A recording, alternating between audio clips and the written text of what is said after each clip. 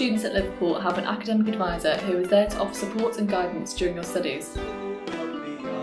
They should be your first port of call if you have questions about your course, want to improve your grades, or are planning for life after uni.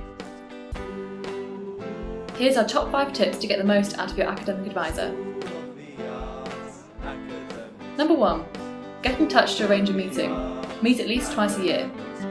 Number 2. Let them know how you're settling in or if you have any problems. Number 3. Discuss feedback you've received on recent assignments. Number 4. Identify common mistakes and goals to improve. And finally, number 5. Discuss your career or postgraduate study plans. You can find the name of your academic advisor on Liverpool Life. For more info, check out the university webpage on academic advisors.